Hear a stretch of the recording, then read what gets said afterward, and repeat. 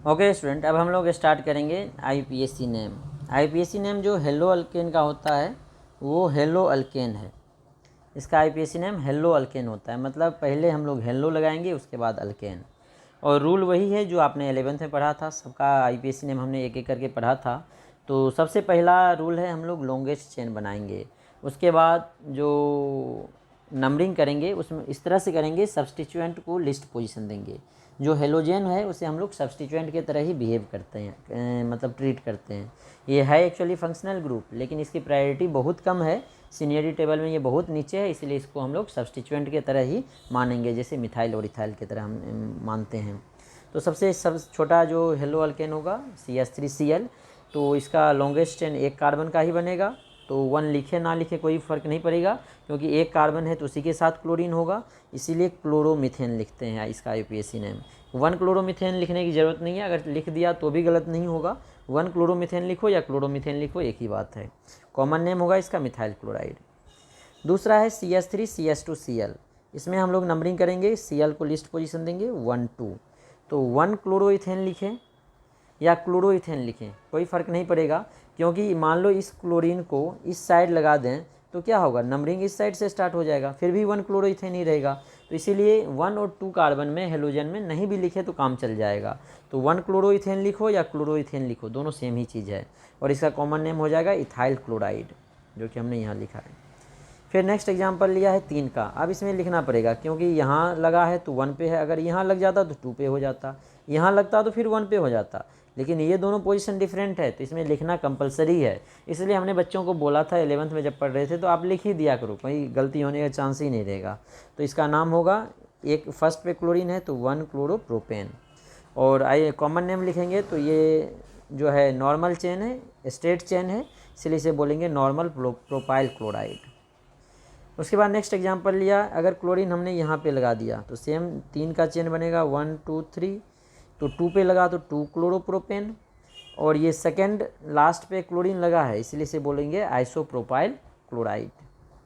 Similarly अब हमने लिया है एक मिथाइल वाला, मतलब डेरिवेटिव, मतलब सब्स्टिट्यूएंट 2 हो गया, एक क्लोरीन है एक मिथाइल है। अब ये मत सोचना क्लोरीन को लिस्ट पोजीशन देना है, अल्फ़ाबेटिकली जो पहले आएगा उसको लिस्ट पोजीशन देंगे, क्योंकि हेलोजन को हमने सब्स्टिट्यूएंट की तरह बिहेव करते हैं। तो Cl C से स्टार्ट होता है और मिथाइल M से स्टार्ट होता है, METHOL। तो C और M में पहले C आता है, तो इसीलिए इसको लिस्ट पोजीशन देंगे। तो राइट साइड से नंबरिंग किया।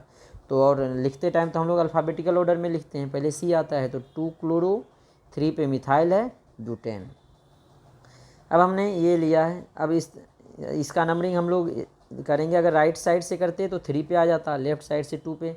मतलब सबसे पहले हम लोग देखेंगे जिधर से सब्स्टिट्यूएंट नज़दीक है उधर से नंबरिंग करते। अब बोलोगे इसमें भी लेफ़्ट से क्यों नहीं किए, दोनों तरफ से 2 2 आ रहा है, तो अगर पोजीशन दोनों तरफ से सेम आ जाए तो हम लोग अल्फ़ाबेटिकल ऑर्डर में देखते हैं। इसमें दोनों तरफ से पोजीशन सेम नहीं आ रहा है, अगर इधर से नंबरिंग करें तो 2 पे आ रहा है, अगर इधर से नंबरिंग करें तो नियरेस्ट 3 पे आ रहा है। तो 2 वाला जल्दी नज़दीक है, इसीलिए इधर से नंबरिंग किए 1 2 3 4 5। अब सबसे पहले लिखेंगे हम लोग क्लोरो को, क्योंकि अल्फ़ाबेटिकली पहले आता है क्लोरो।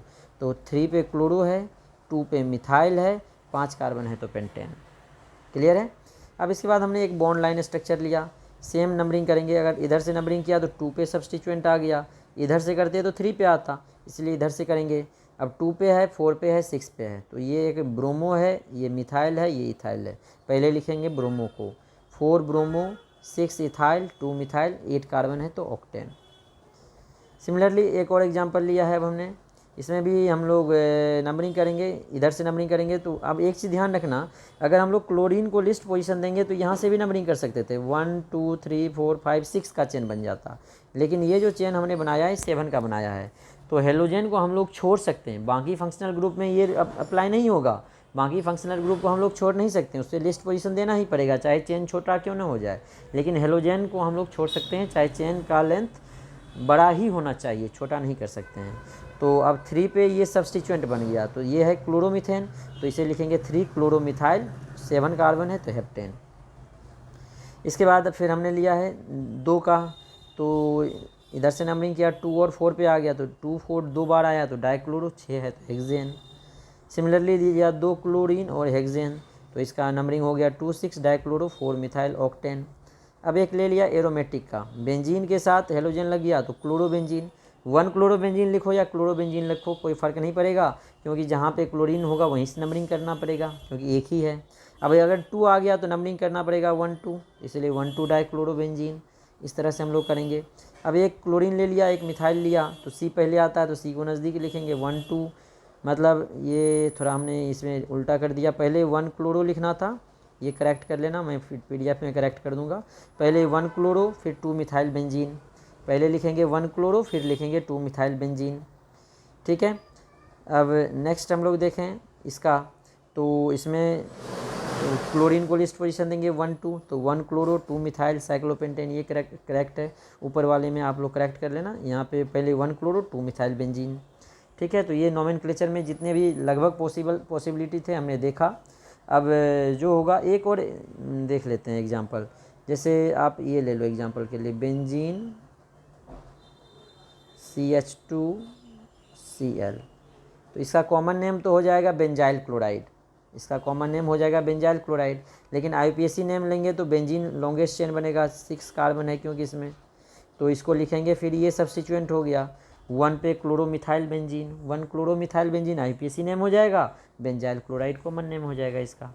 तो लगभग जितने पॉसिबिलिटी थे हमने कर लिए। अब जो भी आपको डाउट होगा वो पूछ लेना नोमेनक्लेचर में, वैसे हमने 11th में देखा था ये।